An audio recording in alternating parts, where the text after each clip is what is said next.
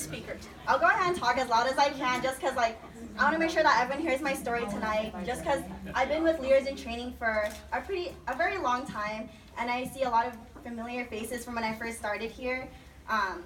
I noticed Miss Eames, Miss Friedman, Miss Sanders, Mr. Van Houten, and many wonderful donors who have donated in the past, and future donors I've met tonight. And so I want to thank everyone here tonight for coming out and listening to all of our stories. So my name is Linda Kim Lee, and I am a current first-generation student at the University of Nevada, Reno. Go Pack! Yeah, and I am also a Cohort 1 member of Leaders in Training. And my story begins with my parents immigrating here from Vietnam in the 1980s, and they moved to Riverside, California, starting a small tailor shop. However, the tailor shop didn't really exactly work out, and shortly after I was born, they picked up all of their things and moved to East Las Vegas, a place I then called home for the next 18 years of my life.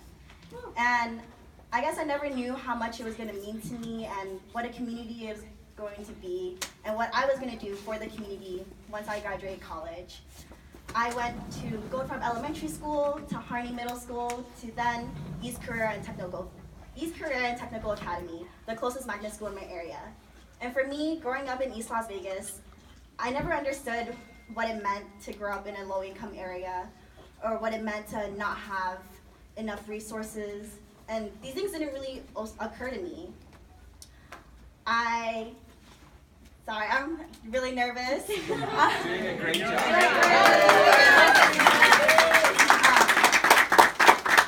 And so growing up in East Las Vegas, I didn't really see the outcomes of college. No one really talked about college.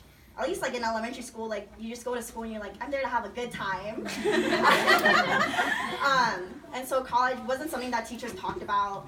And for me, I saw the outcomes of my neighborhood though. I saw kids who turned into adults, who dropped out of school, who worked low-income jobs. I didn't see people who were doctors and firemen and people who were really pursuing their dreams. Those weren't really things that existed in my community, or at least things that I didn't see as a child. And for me, growing up was really hard because throughout elementary school, I was an ESL learner, so English second language, and so learning Chinese. So Chinese was my first language. I actually didn't have a chance to learn English until I got to elementary school, and so that caused a lot of barriers, especially living in an area that was predominantly Latino. My ESL, every time I went to my ESL program, the teacher only spoke Spanish, and I only spoke Chinese. So I was like, I don't know what's going on, but I saw images. But with that, they did the best that they could. It was the only resources that were available, and of course I get it. There's not a lot of other Chinese kids here. What are you gonna do? So that definitely stunted my learning development though. It made it a lot harder. Couldn't do math or science. And so with that being said, something clicked though in 5th grade. It didn't just randomly click. There was definitely something that helped me drive my passion and helped me drive myself to want to do better for myself. Because I remember walking into class the very first day of 5th grade. I walked in and I saw a big scratch piece of paper on the wall. It was written in marker, you could tell it was very last minute, and it said leaders in training.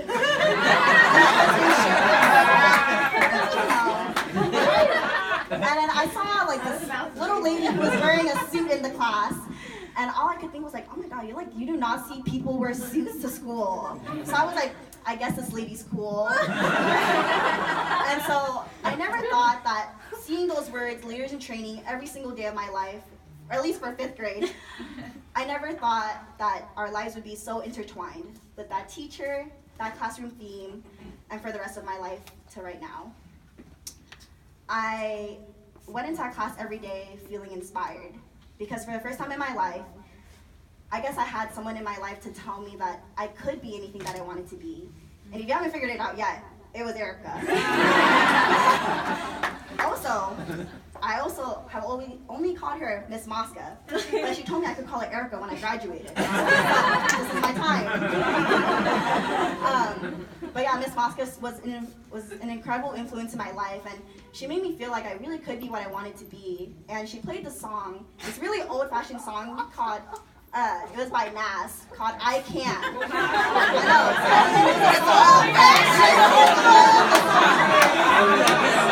I know.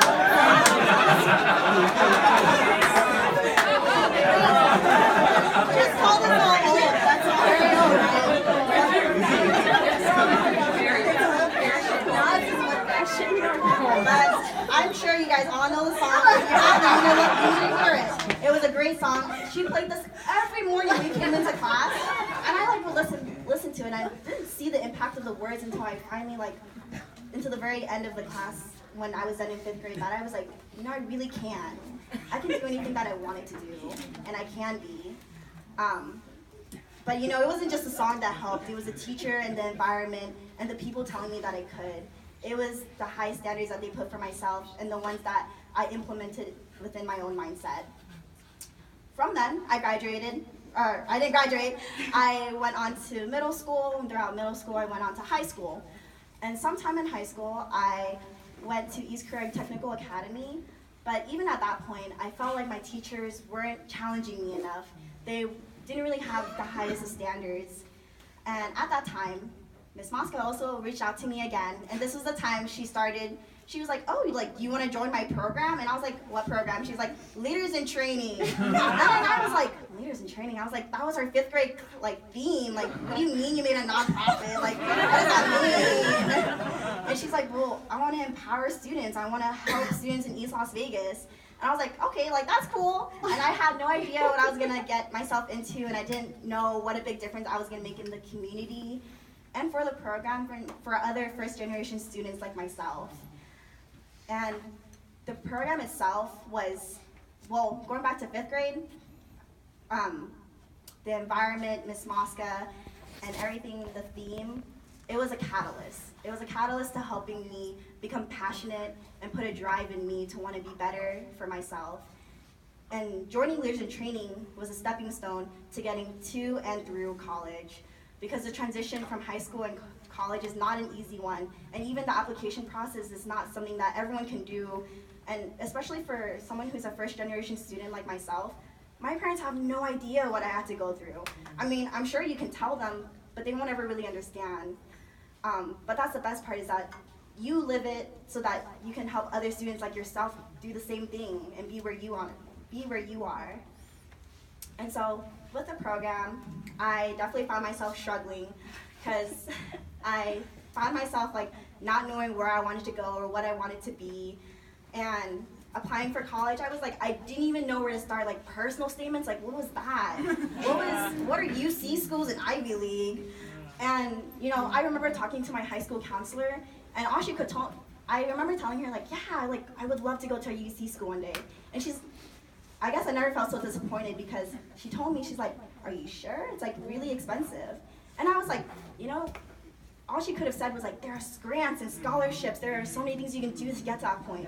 But instead she's like, oh, have you looked at UNLV? Have you thought about all these other community colleges?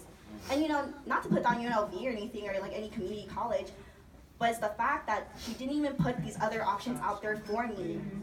It's allowing students to have the choice to pick, and that's what matters most, is that they can make the decision for themselves where they want to go, and that their socioeconomic status and their environment and their parents' income should not define where they go. And so, with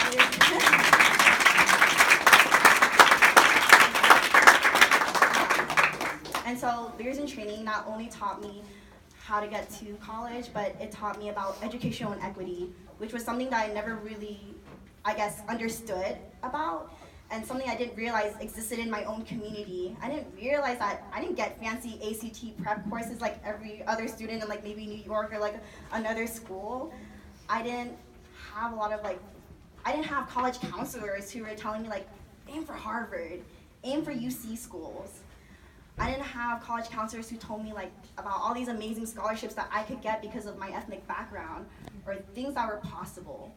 But Leaders in Training showed me that there are a lot of different opportunities and avenues to go towards, whether it be college or the military or trade school. There are many different options for everyone, and college is not the only route, and that's what I appreciate for Leaders in Training, is to show you that college is an option, and even though it's not for everyone, it is there. It's there for everyone, that anyone and everyone can get to it. I also want to talk about going through FAFSA and taking out loans, because that was probably the hardest thing I ever had to do, and I didn't know anything about it. What was FAFSA? And what was it going to do for me? But you know what did work well for me was that Leaders in Training created a community of students, of first-generation students like myself who were working together towards a common goal, getting to college. And being in the first cohort, we all did not know what we were doing. And so we were all on the same boat, trying to figure out like how we were gonna go and get to college. And it was nice to know that 10 other students were on the same boat with me, that they too were filling out applications, and writing personal statements, and trying to figure out what major am I gonna be? Am I gonna be a biology major for the rest of my life? And I really want to give a shout out to my college mentor, Mr. Eric Van Houten. He's in the crowd today. Even though he doesn't really think he did anything, I think he did a tremendous job because I think he thinks that I had everything figured out. Which I like everyone to think that I did. But truth be told, I had no idea what I was doing. But I think Leaders in Training made me feel that I was confident. And it instilled these core values of grit, perseverance, advocacy, and confidence within myself that I could do anything that I wanted to do and that I was going to be able to get to college. And with that sense of community, I want to bring it back to Las Vegas one day and be able to make a change within my own community here in East Las Vegas and eventually expand to other parts of Las Vegas because the education system could be so much better and it could start with everyone here today. But I do continue to thrive in Reno, and with me wanting to make a change in my community, I have taken pride in my own Asian heritage, and I wanted to advocate for Asian communities within the greater Northern Nevada region, just because I'm sure if anyone knows, Reno is very predominantly white, so about 70%, and with a 6% population of Asian Americans, and that is incredibly low. And there definitely is not a united stance amongst the Asian Americans in that region. So I've been really proud to partake in a job internship with ACDC, otherwise known as the Asian Community Development Council.